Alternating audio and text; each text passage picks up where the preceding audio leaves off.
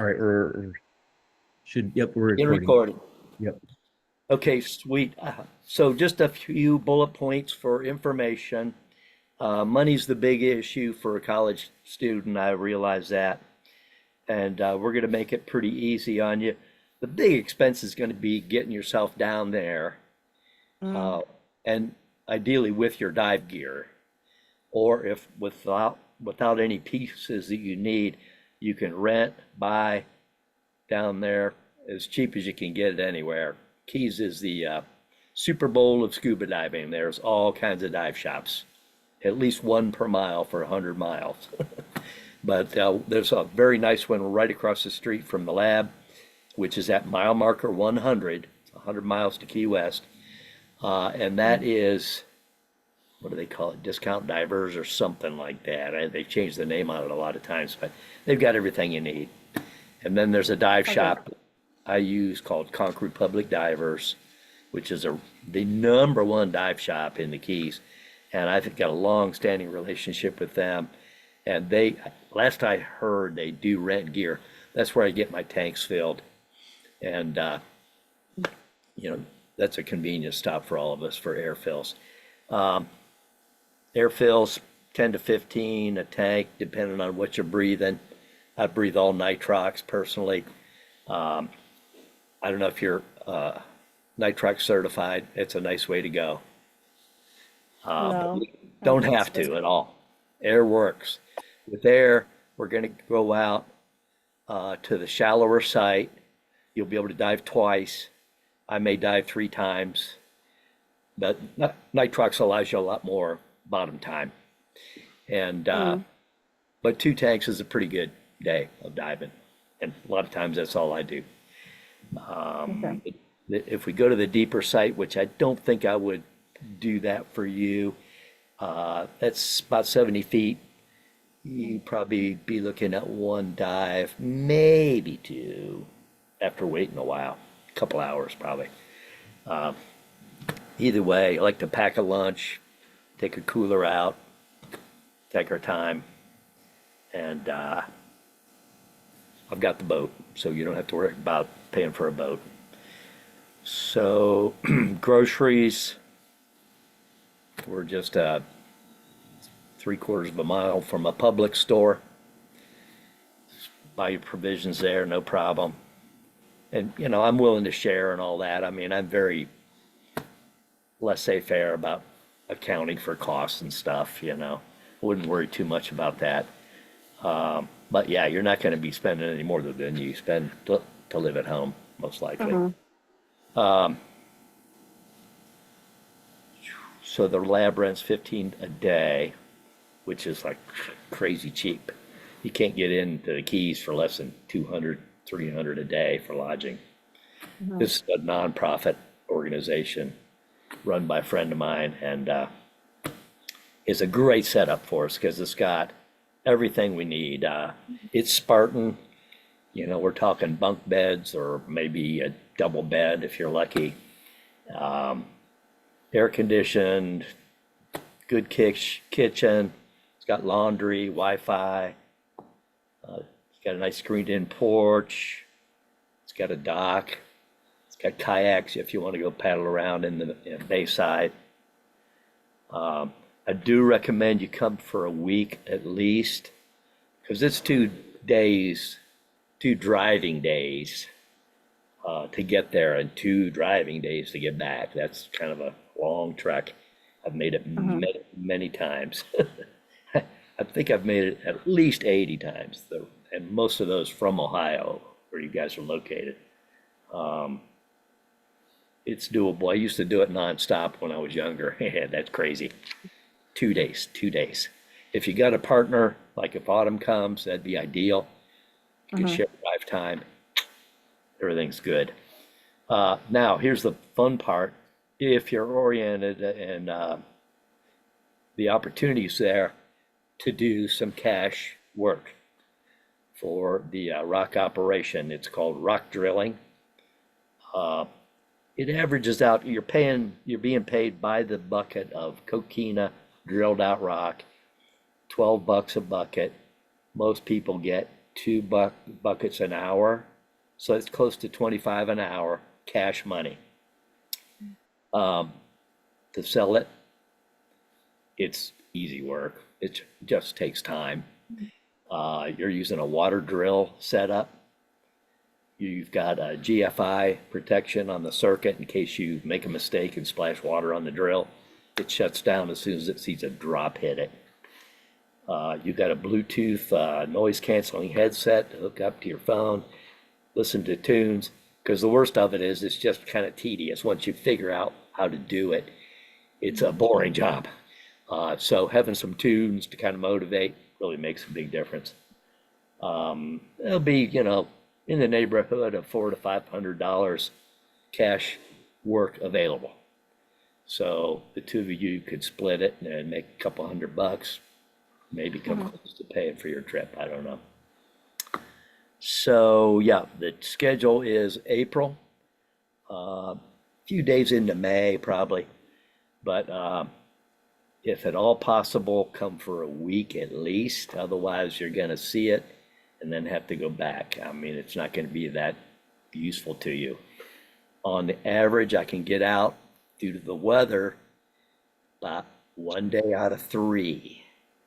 So you're going to have a couple days lag time between my trips.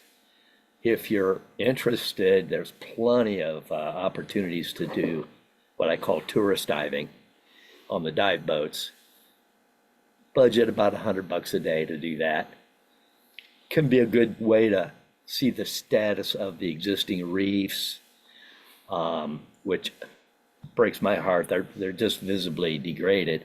But if you've never seen them in their former glory, it's kind of cool. I mean, they look pretty, and there's fish.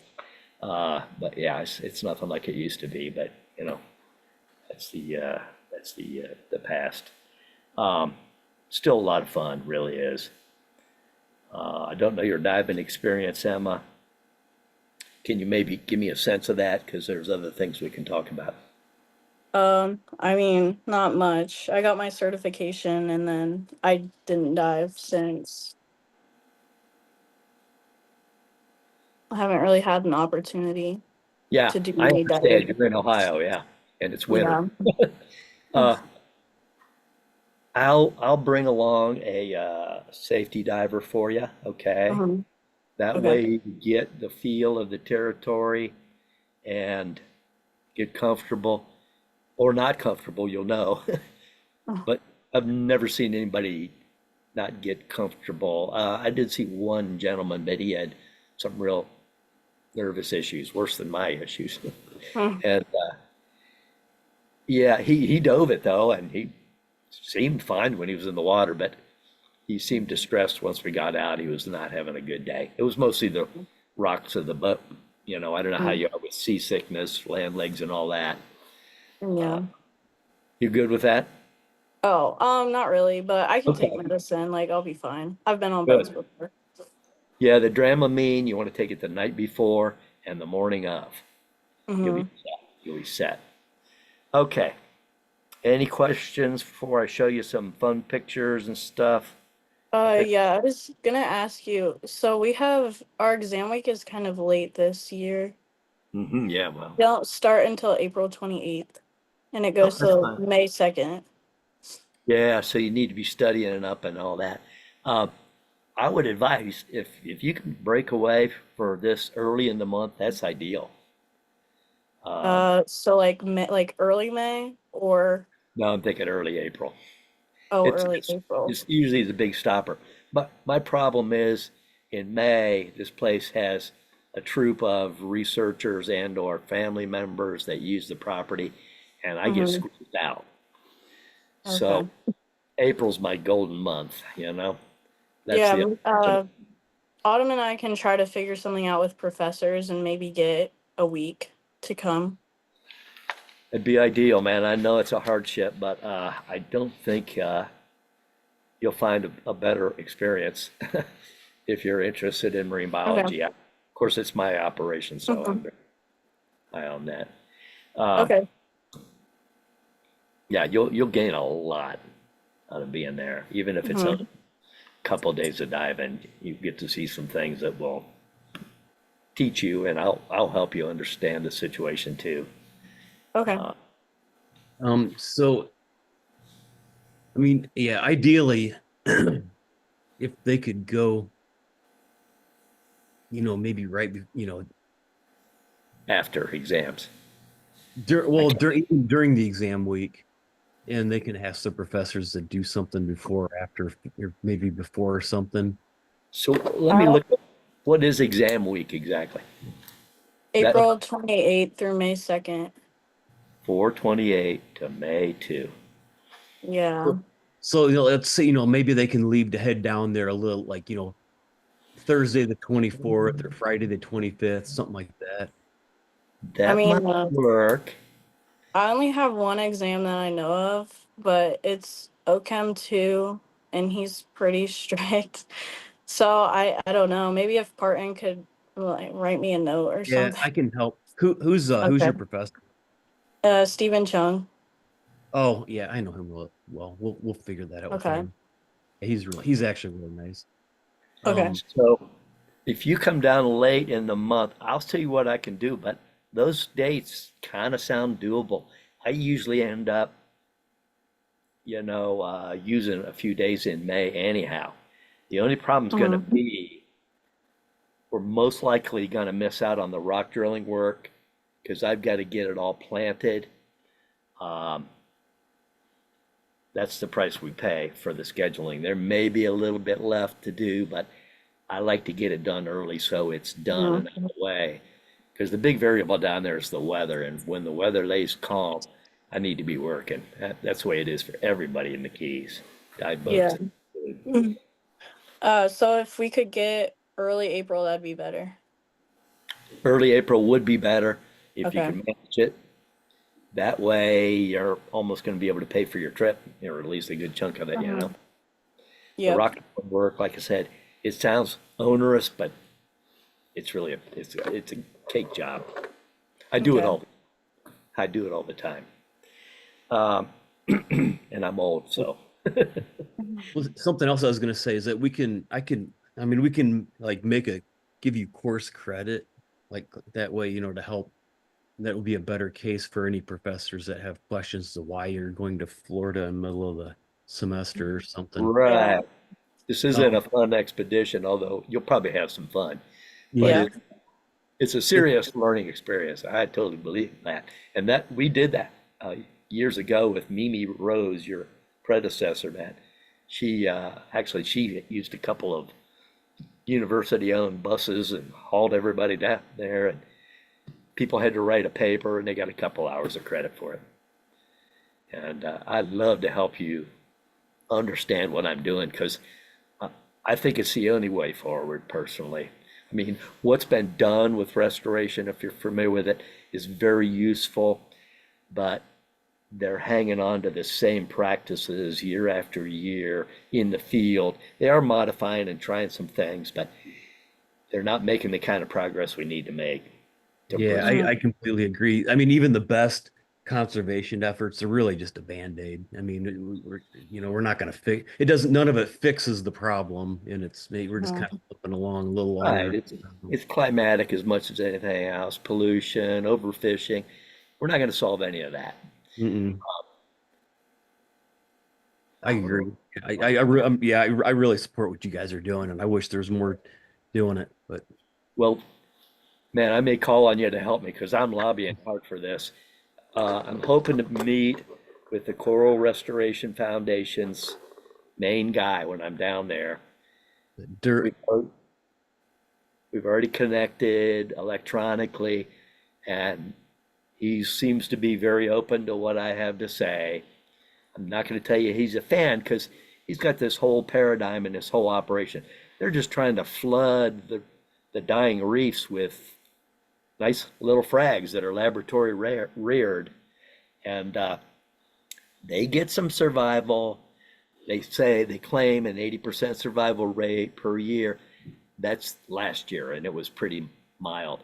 When a big old hurricane rolls through, all bets are off, baby. And that's been my main problem. But I think I've got that solved after 30 years of work. I yeah. really think I've got it solved. And I'm really now getting aggressive with a lot of groups saying, look, it's not about sustainability. It's more like regeneration or habitat growth in a different area. You know, don't put all your eggs on the reef, so to speak. Get some of this offshore where the water's cooler and cleaner, less irradiation on calm days is when the bleaching really happens. And you're out there where the fishermen don't normally look for you, you know? You're going to get a little bit of fishing pressure, but it's not much. And it's the only place I can tell you where biodiversity in the Florida Keys is increasing, is on my farms. Everywhere else, if you look at it on like a decadal time frame, fish, corals, everything. So this is like, in my mind, a refugee camp for the whole marine biome, including the corals, all the invertebrates, the microbiome, the fish, and I'll show you some videos that help you understand how that's working. I haven't really shown the comparative stuff on the reef. I kind of have taken that for granted, but what happens on the reef, let's say a couple of years ago, big news, 100-degree water temperature in Florida Keys. I was down there. I saw the spinning fish syndrome. Have you heard about this one? That intense heat affected 40 species of marine fish in the same way, and they still don't understand it that I've heard, where the fish were up at the surface swimming in circles before they died. I saw it myself. My fish weren't doing that because I'm 10 foot lower than the deepest part of the reef in that area on my shallow site. My deeper site is another 10 feet deeper. So the water's cooler, not as much light. Things won't grow quite as fast, but they won't die as fast.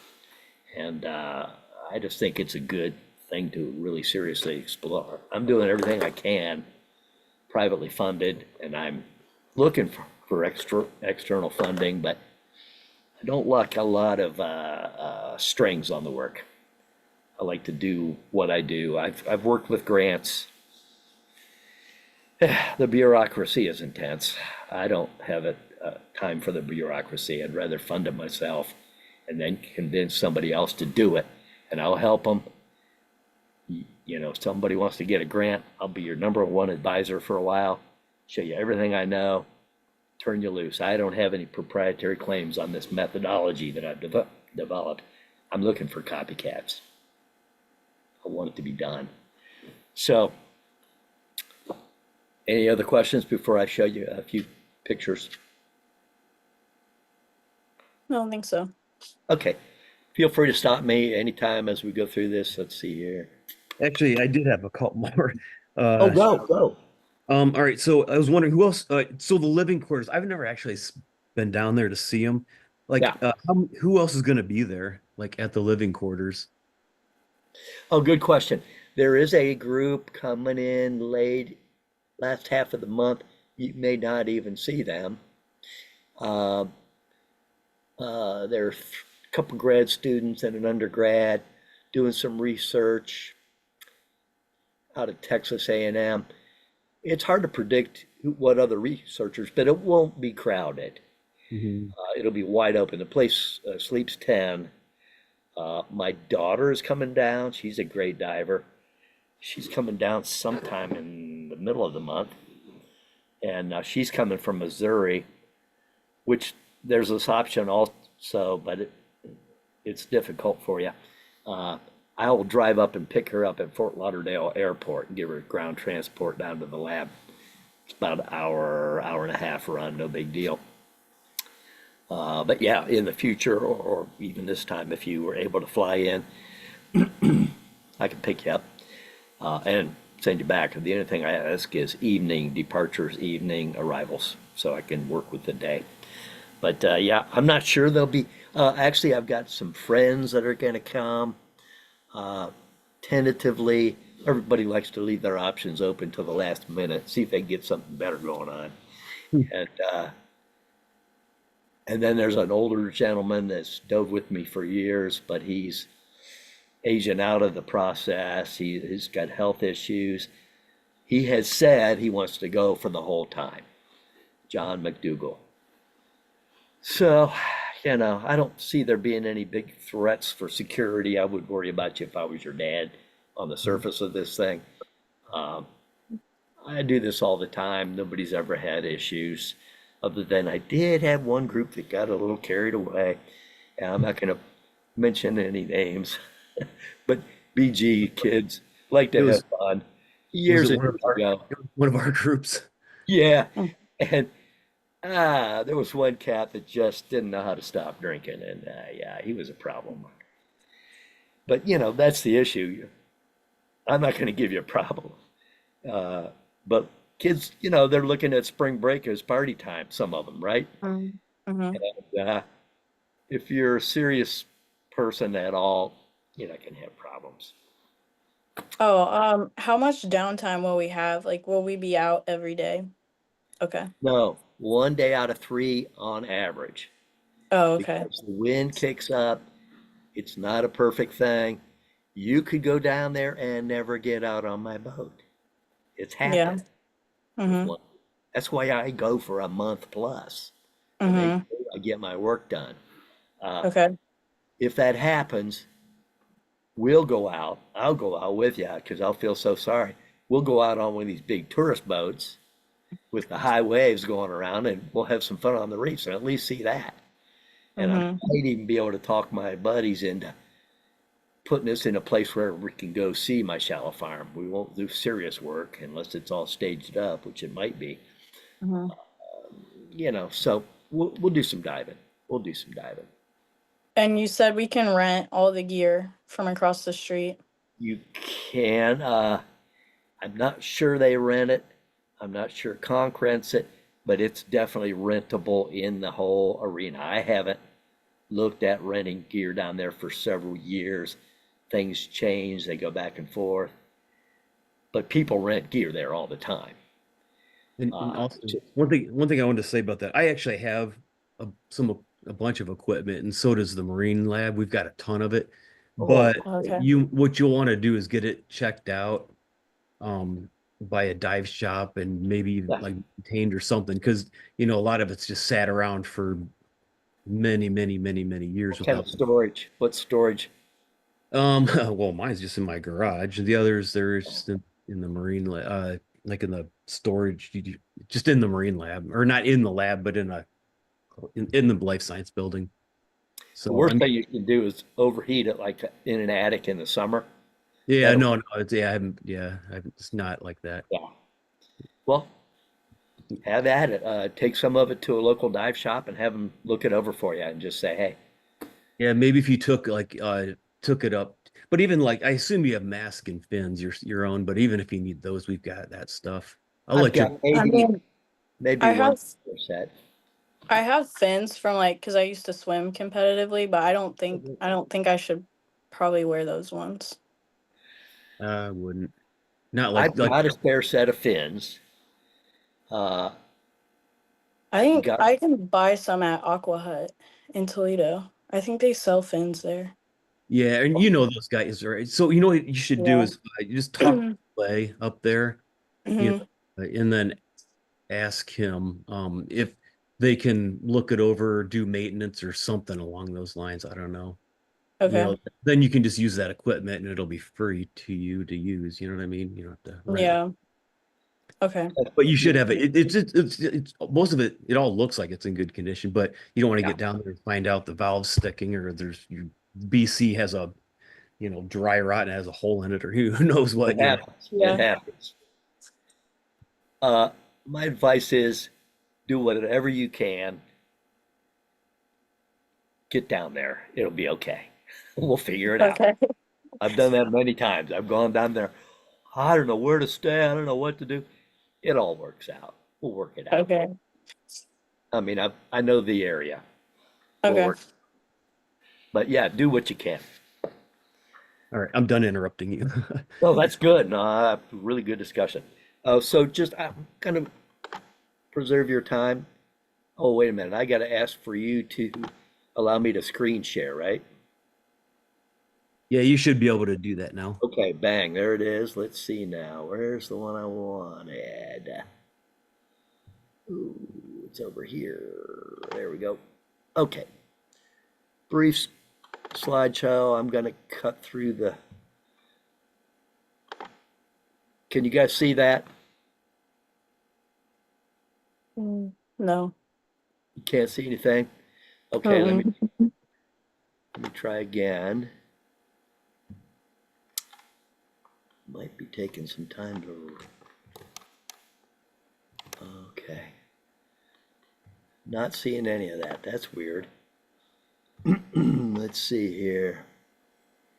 There's our screen. Well, I tell you what, I got so much cool stuff. I could go on for an hour at least. Uh, Maybe what I got to do, hang on. Bring this over. Nope, it's not doing that for me. Okay, wait a minute. Boom. Ah, I think I'm onto it. I can see it now. Okay. Yeah, looks like Katie's birthday's coming up here. Katie's birthday. I don't know, that's what your calendar says. Oh, yeah, that's my daughter. I wonder Oh, how you got that. Yeah, oh, okay, yeah. you're looking at my calendar. Sorry about that. Yeah, let's see. You seeing that? Still see your calendar. Oh, being recorded, leave meeting. I want to do that. Screen sharing is pause is my problem. Let's see here. New share. Okay. Share. You're not seeing that? Nope, still seeing your calendar. Dang. Wonder what the problem is. I've done this before successfully. Maybe just unshare it and then do it again. You know what I mean? Like stop Stop it. share. Yeah, let's try it again. All right. Obviously, I don't do this every day. Share screen. Now I got a share button I can hit. I'll try that. There it is.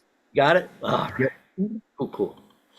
Yeah, so I'll start with some pretty stuff just because you're going to see some beautiful things down there. The weather's incredible. Forget about this. This is going to take too much time. Actually, Actually, well, it shows right where it's at, doesn't it? When does it zoom in? yeah, I'll show you. I think it's yes. I'm sorry. I think this is It's all way. right. I was just trying to save time, but let's see if I can get this to run. Nope, That way she can see exactly where I'm she was. so out of practice. Let's see. I don't want to stop share. I want to go back, back. Will it play? There's some of the beautiful weather you'll see. Oh yeah. This is a winter day out there. I love the keys. I love the keys. I am screen sharing. There we go. We're zooming in on where we're located. Look closely because it doesn't last long. That There. kind of dark band, we're right at the edge of the dark band where that boat is.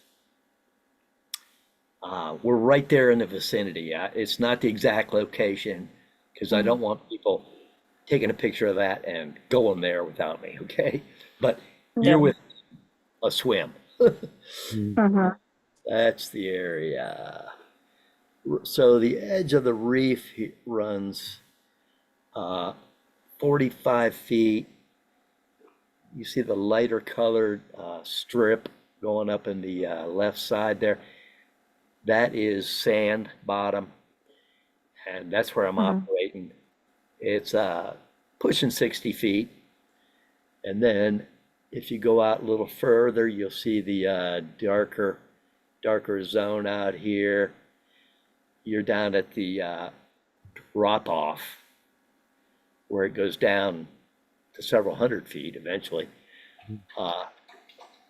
There is a wall there, not like the Bahamas walls, but somewhat steep and extensive. So my second farm is perched kind of near the edge of that.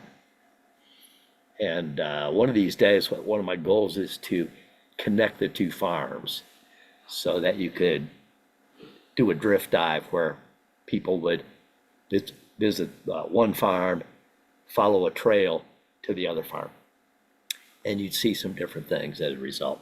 But yeah, that's futuristic. I won't bother you with the nuts and bolts. I don't think.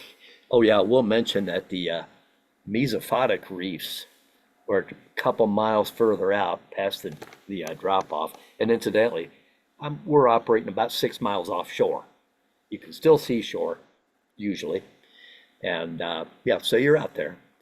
But it's very shallow getting out to that point. The reefs are just inshore of my shallow site. You know, a lot of times people that want to go see that reef will team up and beeline over to the reef and dive over there for a little bit and then come back to the boat, you know, navigation skills and all that. So I'm close to the reefs, but I'm deeper. Yeah, so the things we've got going on, this is what I saw when I started diving. And I've seen better than this even. You're just not going to see it anymore. This is the elkhorn coral, which is functionally extinct. If you see any of it, it's been planted and it's surviving for the time being. This is the key part of the ecosystem that's missing now. That habitat, they call it rugose. It's a geological term that means a lot of vertical up and down structure. The rugosity is what really drives biodiversity. For, you know, obvious apparent reasons and for some not so obvious reasons, but hundreds of species have evolved to depend on this, and now it's largely gone. That's what I'm replacing.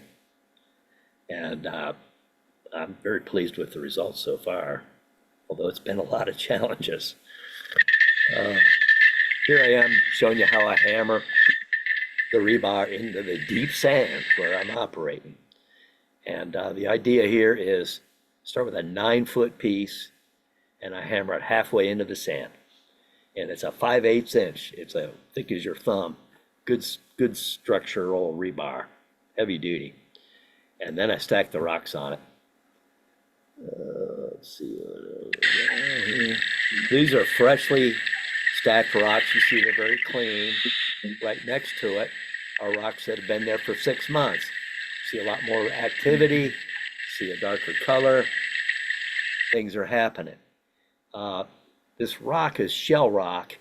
It's very porous, about 30% pore space. Makes it easy to drill, but it's also very conducive to the microbiome. A lot of people don't think about the microbiome because you're not looking at it. You can't see it, but it's the base of the food chain for the reefs.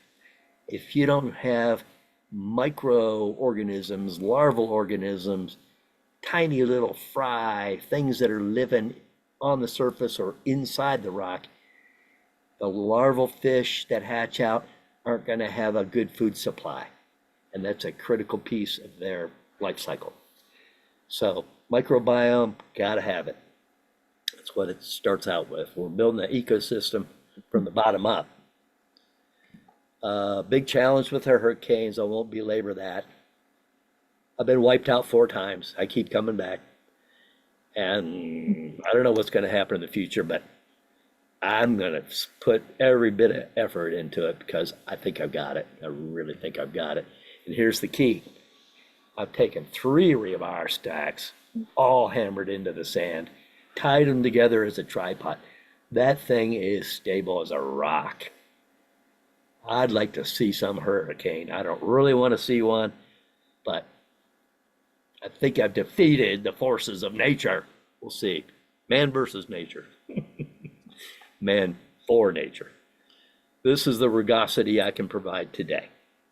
I'm still working on how to make it easier, better, but that's just ongoing work. What do we got here? We got nice clean sand bottom showing you some of the tripods. Oh yeah, this was our little visitor coming in from the reef. You stand a pretty good chance of seeing these guys. They, I happened to see him coming from a distance, nice clear day, and he's like, he didn't even notice me. He comes right on in like, oh heck. And then he sees me and he's like, oh rats. He settles down and says, what am I going to do now? And what happens in the spring, especially, the males will want to breed with anything that's sizable, including divers. A lot of funny stories about that. You just kind of have to, hey, here I am. I'm not a female turtle. Get out of here. And they're not aggressive. I did have one that kind of chased me, and I was off my farm, swimming back to the farm. I just smacked him with my fins a couple times. Bam, bam, bam. He finally gave up the chase. It's funny versus scary. Uh, Here's the rock drilling station. This is one of my nieces doing the work. You can see she's not wearing heavy duty gear. She's got the tunes on. The weight of the drill does most of the work. You just kind of steer it. The rock is conducive to drilling. You can power through. Once you get the hang of it, you'll crank out a couple buckets an hour and make cash. You can see the water coming out of the bottom. We recycle that so you don't have to keep water supply going to it. Okay, this was a grant application I made years ago. But the picture is interesting. It's the amberjacks doing their tail dance. And the tail dance, it looks like a conga line. They're kind of sitting there vertically. And what that does is it allows the Spanish hawkfish, which is their little partner, to come off my farm and pick parasites off of them. It's a cleaner station. Many examples of cleaner stations on this farm. Here's some fish fry that have just hatched out. You'll see a little predation. They're schooling up because they've got a little pressure on them from the little bluehead wrasses that or that's a yellowhead. Trying to scarf a few of them up. It's a cycle of life. This is just a shot of, look, every one of these fish is a different species. So yeah, I got biodiversity with the fish going on. And just a lucky video shot where there really weren't any duplicates. And you can see they love the farm. They are feeding on it, they're grazing it. I like to say they're my farm workers, Don't take it. I do not allow fishing. And I provide them room and board, and they provide me farm hand work. This is a little hogfish. They're fun. And you got a Graysby grouper. Queen angel, my favorite fish. They're very shy. But all the fish in general become accustomed to divers because this is an area where they're not harassed by spearfishing, etc. Fish are a lot smarter than people give them credit for, and they know that I'm not a threat, and so they'll gather around. They'll do all kinds of things with you. That's kind of fun. This is I called him Bahama Papa. He's got a friend called Bahama Mama. This guy has recently arrived on the farm because he's pretty skinny. When these skinny guys come in, they haven't been eating that well on the reef. They find it a great buffet. The farm is a buffet lunch counter, and they'll fatten up over time. But yeah, this guy was kind of aggressive, and I like to challenge him a little bit. And he wasn't backing down, so I'm not going to push him. But they're not the one trick on the barracuda, because they'll scare people. That big mouth with lots of teeth in it. The fun thing is you just got to psych them out. The predators, you are the predator. And you give them eye contact and you say, I want you for lunch. And you come at them and they disappear. Same for sharks. although I'm not quite as aggressive on sharks, but you stand up and you make yourself look big, and they'll say, huh, okay, not interested. They might circle a couple times, and they're going to swim off because you're not their prey. They prefer sushi. They don't like mammals that much. They may taste you at the worst case. I've never seen it happen. I don't ever think it's going to happen. People dive down there all the time. I don't hear of shark attacks with the people I'm with and the people that live there. So it's a non-issue. But it can be kind of interesting when they come. You just have to be ready. You have to kind of not panic. Do not swim away. It's like the black bears I've got out here in my backyard every week. I challenge them, and they say, why should I bother? They leave. And they generally don't come back once they know me. So that's a nice little glass grouper with another cleaner species on his back. Can't remember what that was called, like a remora. But yeah, glass groupers, they're so rare, and I'm so happy to see them. Now this is a nice group of mature rainbow parrotfish visiting the farm, and I'm just kind of standing there watching them, and they're used to me because these guys grew up on my farm. I'm 90% sure of it. I saw them growing up. I saw them swim away to join the reef, and now they're back to feast on a little bit. They're visiting the old homestead, and they're like right in my face. Like, yeah, we know who you are. Fish know you. They do recognize people, guaranteed. They're called sentient creatures now. And then the stingray, you're gonna see them cruising around. Don't try to take a ride on them. They got a spike on that tail that'll puncture you. This guy, a lot of people are afraid of these guys. They don't bother me. Again, give them the predator stare. This is a triggerfish. They come a little larger than this guy, ocean triggerfish. I know one diver that'll never go back in the ocean because he was surrounded by the big gray triggerfish, and he freaked out, and they attacked him. You just don't back down. You just, like, what are you looking at? You look good on my fry pan. Give them that mental vibe and kind of, start at them a little bit. No problem.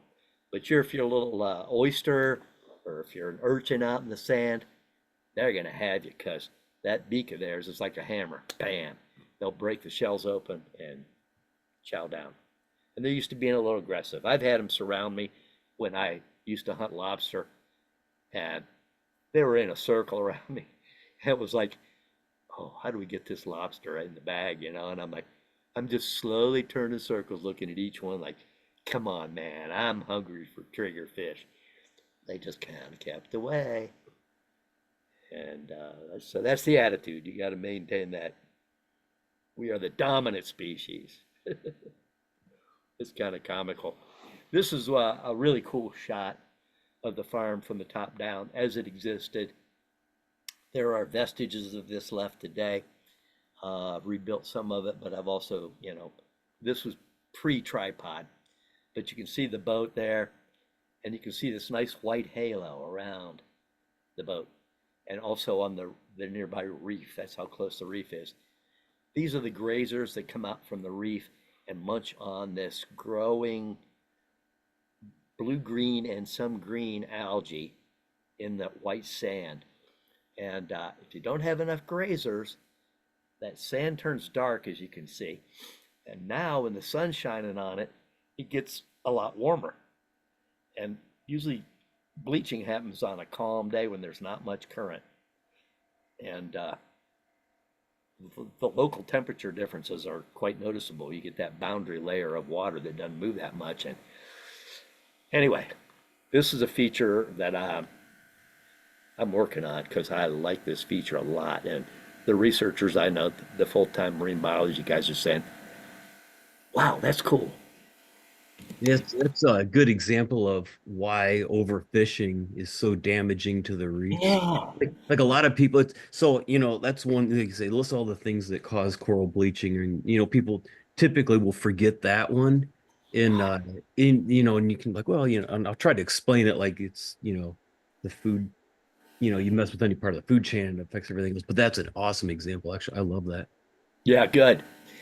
We have so decimated the fish. They're down 90%. The corals are down 98%. Can you imagine what it used to be? I saw it. Wow, I was amazed. I was hooked for life. But it's hard. It's hard for young people to envision it.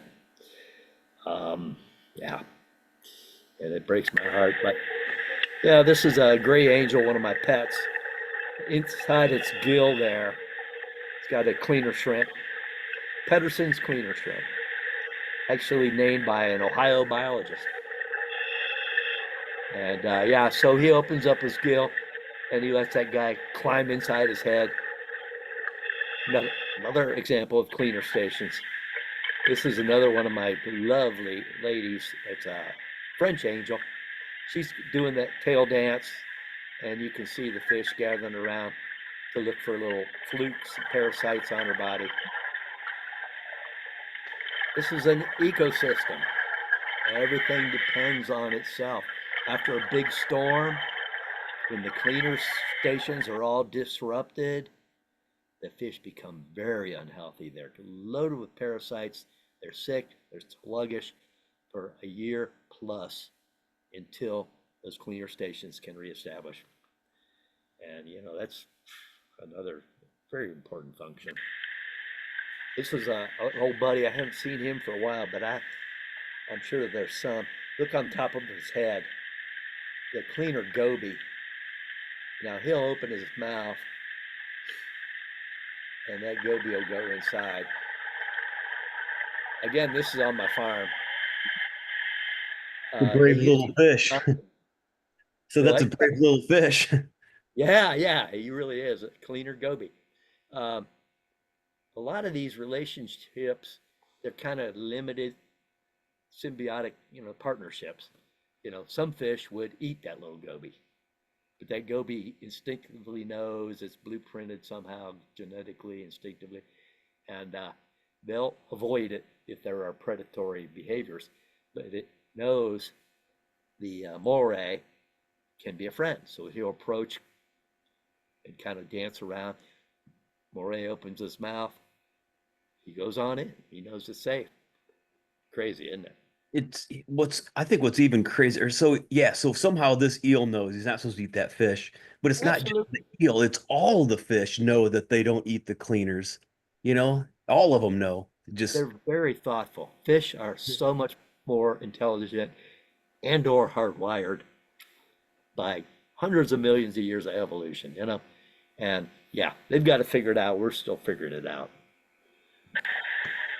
Here's my barjack conga line, a little bit of it.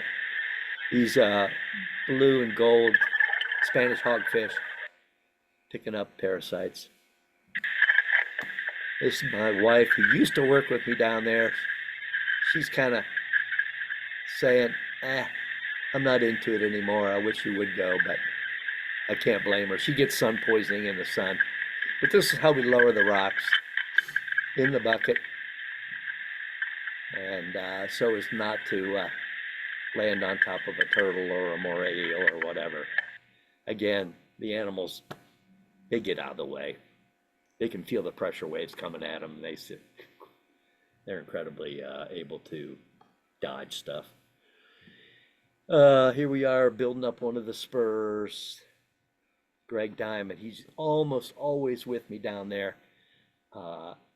He gave me notice he couldn't make it this spring. He's got a big wedding going on, and but yeah, this guy's amazing. He works over at the Cleveland Aquarium as a dive instructor and helps with maintenance in the tanks. He works with Ray Popick, who's a BGSU alumnus, who runs the place. Anyway, Greg's a good buddy, and you can see we're constructing what I call a spur. This more elongated, great way to raise fish. I call it a fish factory because all that habitat encourages egg laying, the fry can survive, the juveniles survive, we start producing schools of fish. Another buddy showing how we traverse the bottom, take our fins off. Don't expect you to do that, but it makes it easy to walk around with a little payload on board. And here are the lift lines ready to be transporting harvested rock. It's a for-profit business. I don't make a profit, but it's a for-profit. And what it does is it cuts my expenses a bit. I make a few $1,000 every trip. So those rocks are, in the buckets. They're partially inflated bags. You can see the lines. They go all the way up to the boat. Once everybody's on the boat, we tug on that line.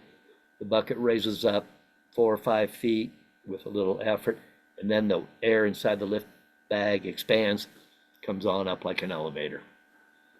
Makes for a lot easier passage. This is a mediocre bucket. Shows you how I aerate it. Got that lift tube going down to the bottom. And I've learned that you really need a lot of air going in there, a lot more than you might think. I've cut it off so you can see it here. But yeah, I basically have a fountain of bubbly water coming out of the top of that.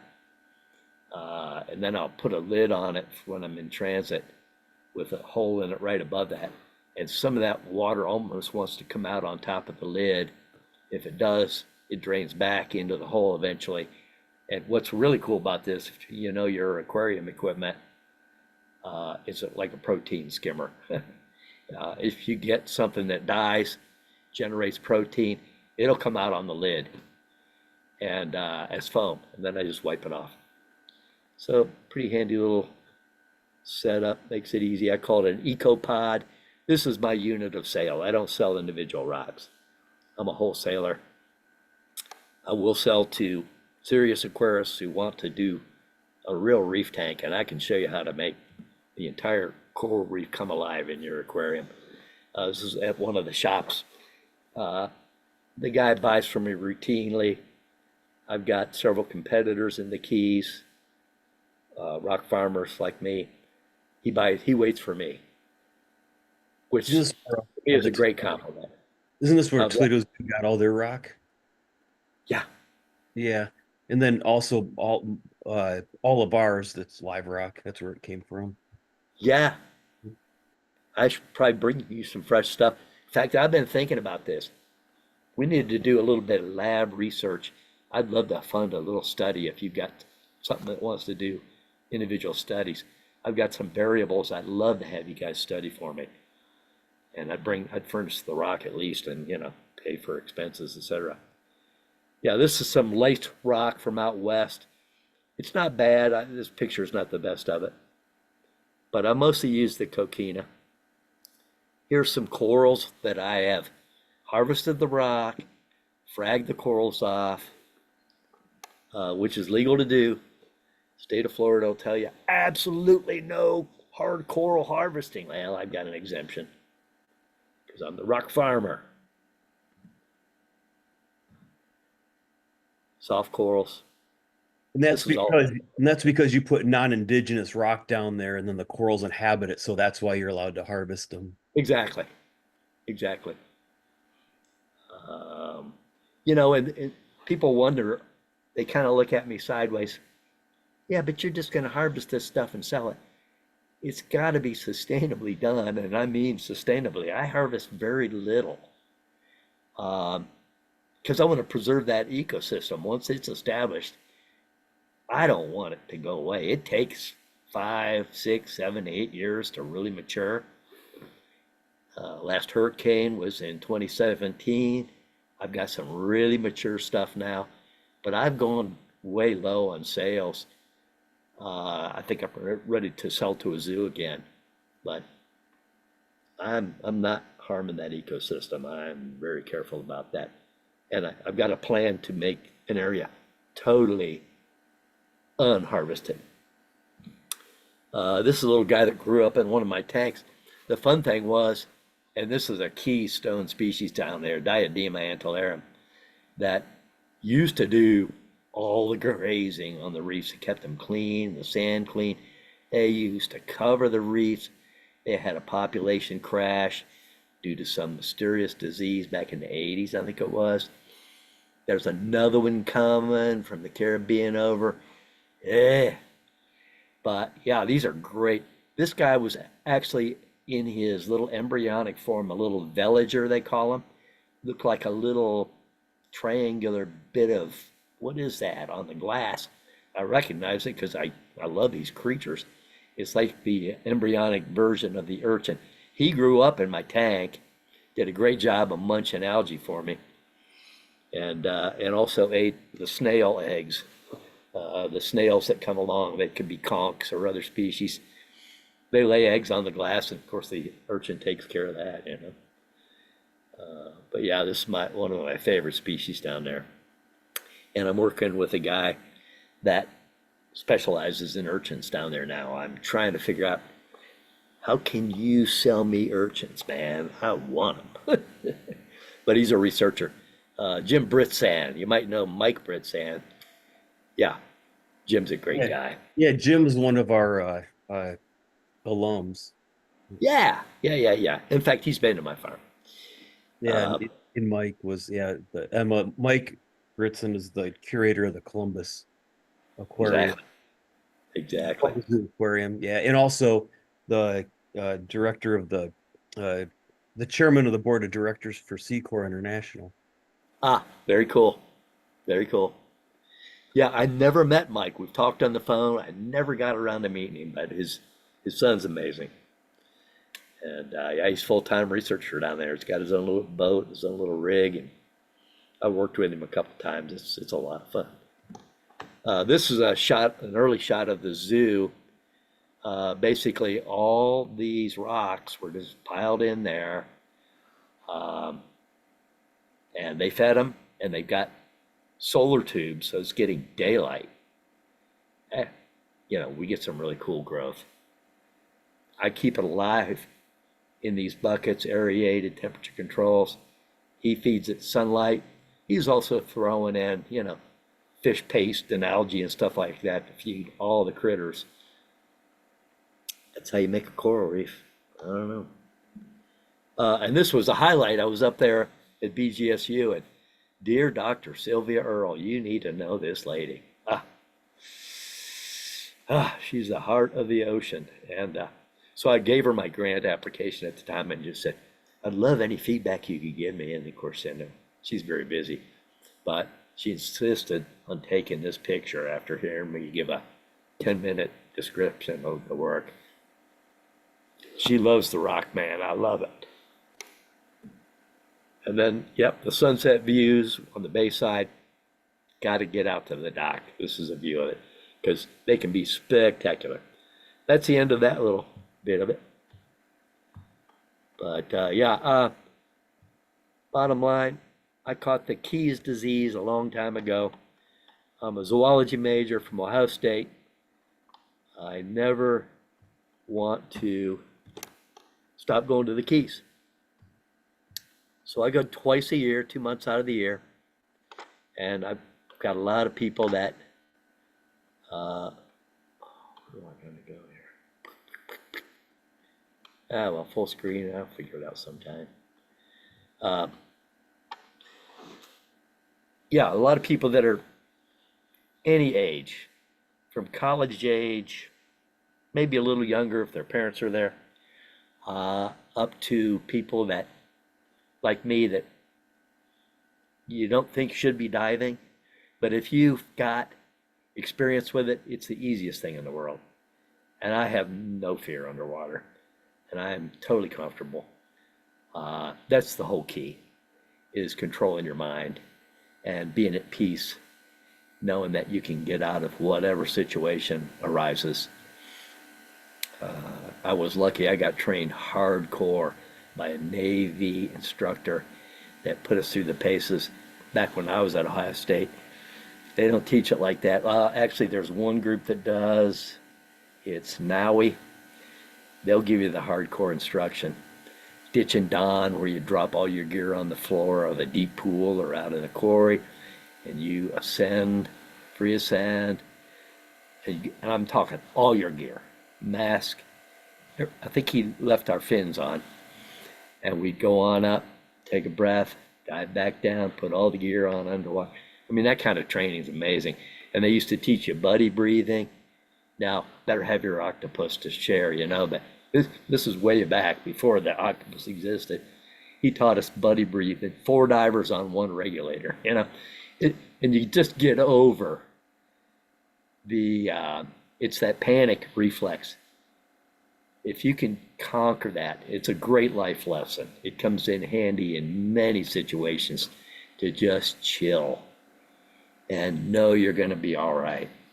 And keep that attitude, keep your heart rate down. Everything's going to be fine. Easier said than done for a new diver, I realize, but definitely worthwhile to cultivate that.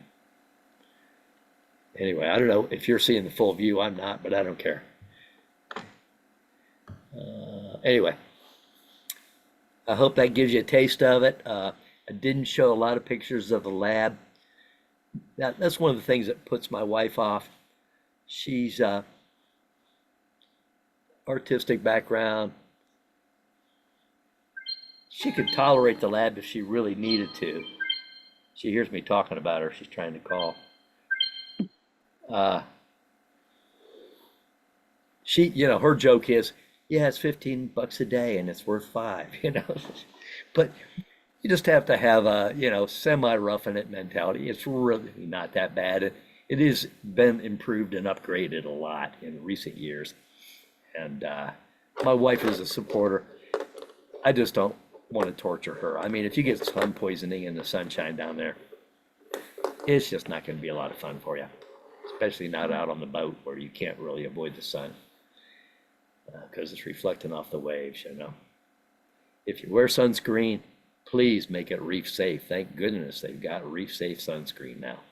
Oh, I know. I used to have to order it online. Yeah. Ocean Potion, I have to order it, but now you can pretty much get it anywhere. You can go to Walmart anywhere now. Yeah, it's real popular. Thank goodness. It's not any more expensive either than like your. I know. So yeah, that's come a long ways in the last 10 years. Yeah, exactly. It's frustrating that the makers have known about this for decades, and just finally, they got the message. They finally said, okay, I think since Hawaii outlawed it, and then they started saying, okay, I guess you guys oxybenzone. But anyways, it's so toxic. Mhm. From my older than me research compatriots, they talk about some undocumented research where one of the deep diving bathyscaphs took water samples down in the Marianas Trench, the bottom, sampled the water. It's got 10 times as much oxybenzone as is toxic to corals. It's stable, it sinks. It's a killer. I even tell my people up here in Asheville, the Mountain True environmentalist group, I say, don't let people wear the regular sunscreen in these streams where we're snorkeling and stuff.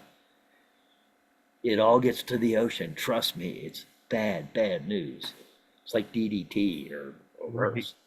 Yes, and even even on top of that, I mean, we want the sunscreen makers to know that's what we want. Even though we're here in Ohio, and Yeah. It will make it out there eventually, but a more immediate message, I guess, is that we want to buy stuff that's safe, that's reef safe. Yeah, absolutely. Yeah, the world doesn't get to experience these reefs. They obviously are underfunding it now. They're shutting NOAA down. NOAA cost the government the equivalent of a nickel a day per person. It sounds like a big number, $6.6 billion a year, but they did so much. And I don't know what's going to happen now that they're gone. They're the main police force for the ocean, and the state of Florida does regulate state waters. We're out beyond state waters, and it goes out 200 miles out. And I hope the state steps up their activity. They can enforce things out there. Yeah. But what are they gonna do? You know, start a new fleet of boats? I doubt it. No. Um, Coast Guard's out there, but they don't know the regulations and they're not biologists.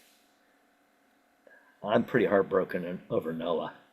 They Hmm. were my police force. They were also my security guards, you know. They know Yeah. where I'm located. If you're sitting on top of my farm and you're not me, they're going to come and say, "What are you doing here?" So, anyway, my wife really wants me, but if you guys have any other questions, um, I'm here. And my number, you got my number. Call me. Tell me what's up so that we can coordinate this thing. I really think it's an important deal for you as a student. Uh, and even after you graduate, come and see what's going on here. A lot of the people that visited, most of them come back. So, uh, Tim, look well, forward to thank you working so much with for your time. I really appreciate you doing this. And, I recorded this so I can, maybe I don't know if the scuba club's interested in watching the entire thing, which they probably will, or even, you. or the Marine Cool. Association, or both. There's a lot of overlap between the groups, but, Yeah, maybe we can get a couple more people interested. that'd be super. The scuba club would be perfect.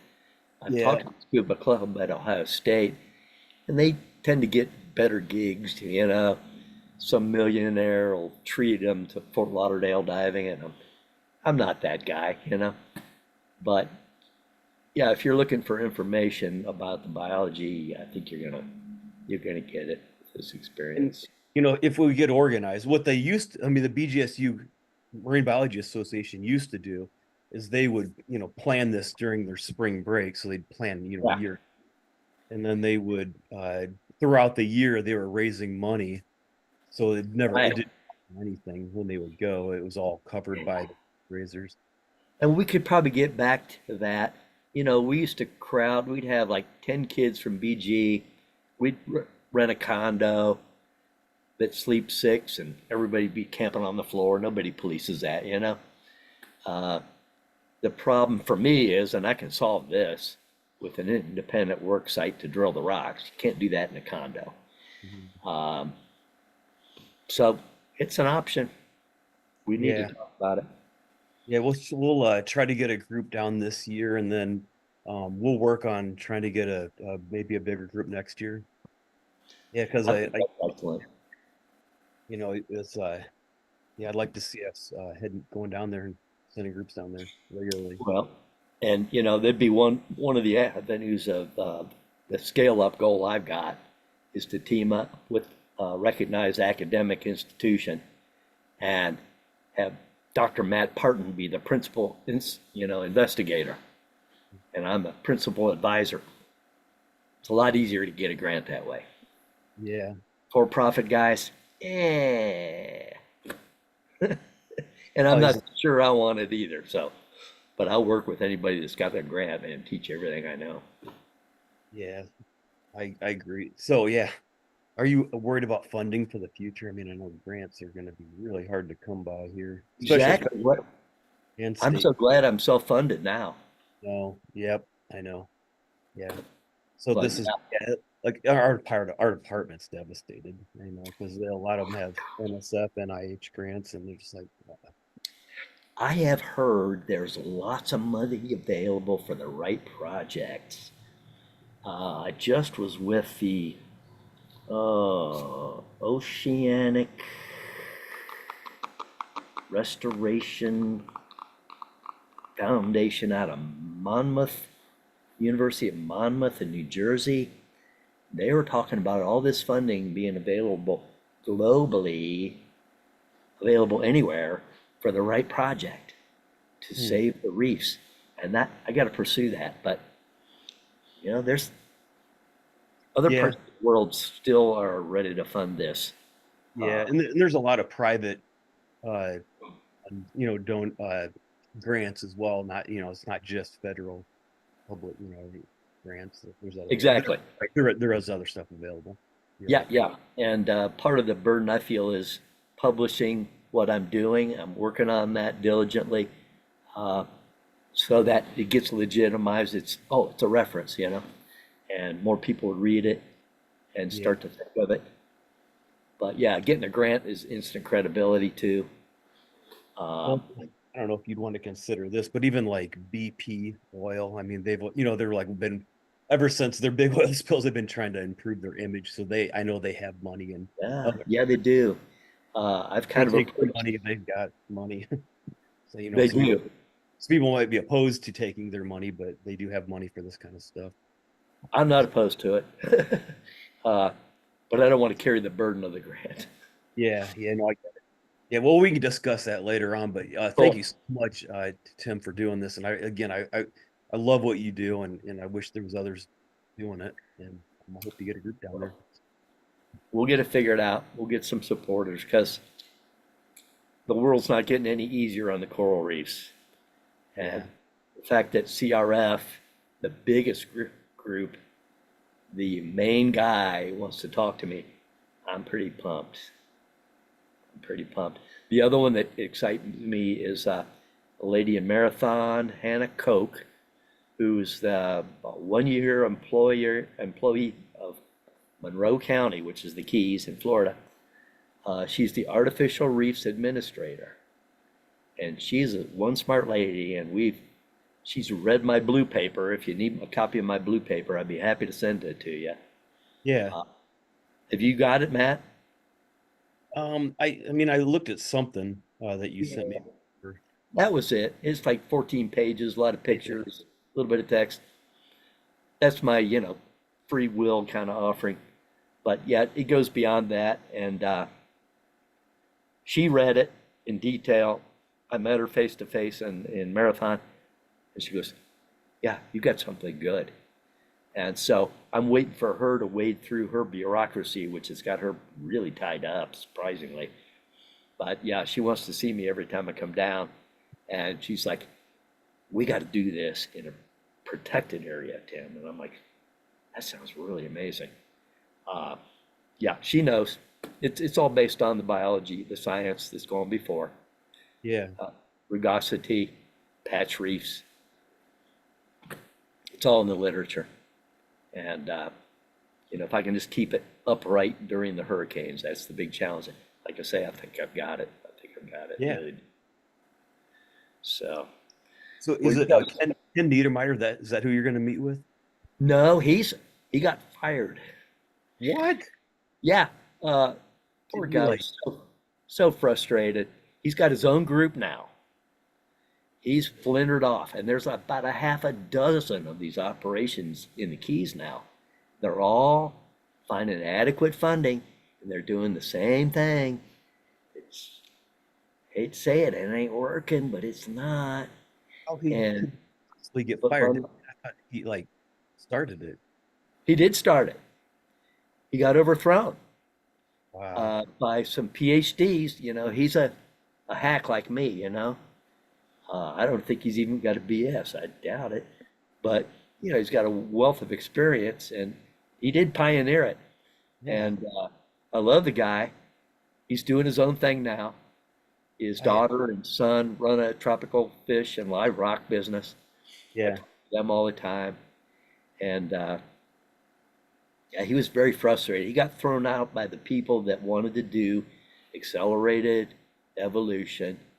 Oh, like the super coral, picking out the Yeah, super. his mind just couldn't relate to that, and I don't blame him.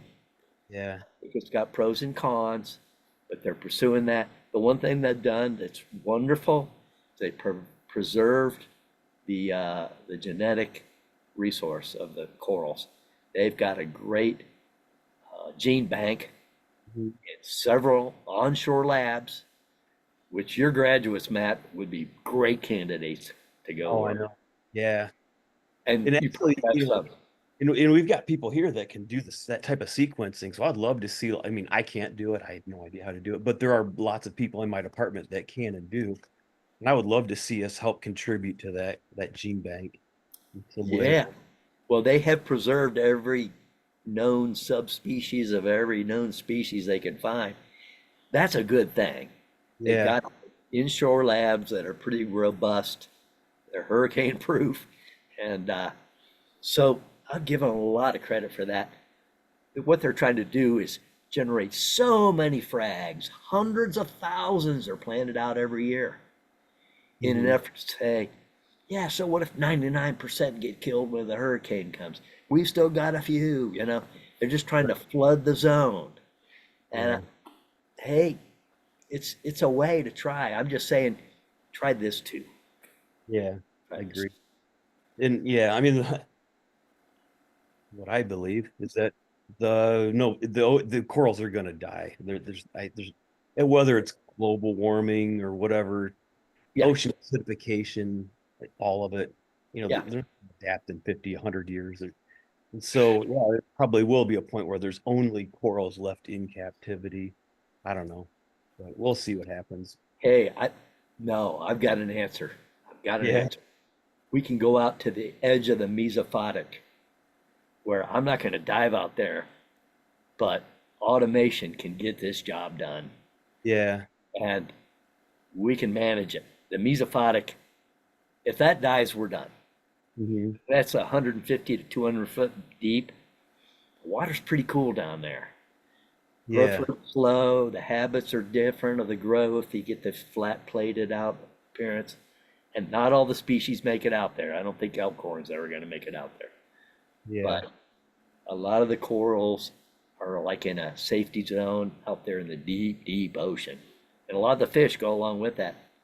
Yes. Uh, Well, I mean, like I said, you could get, light down there, more light down there. I don't know how to do that. I'm not saying you need to set up artificial lighting, but who knows? Maybe LED artificial lighting would work out there. I don't know. I'm sure it would. I'm sure it would help.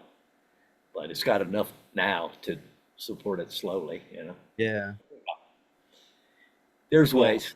We're not done taking care of those reefs, man. We're not done. we've held Emma captive here long enough. I think it's been Thank you, about Emma. an hour, 20 minutes. Um, so we'll let her go and then we'll stay in touch. But yeah, thank you so much for your time, Tim. Thank you. My pleasure. Bye. All Bye right, see bye. you guys.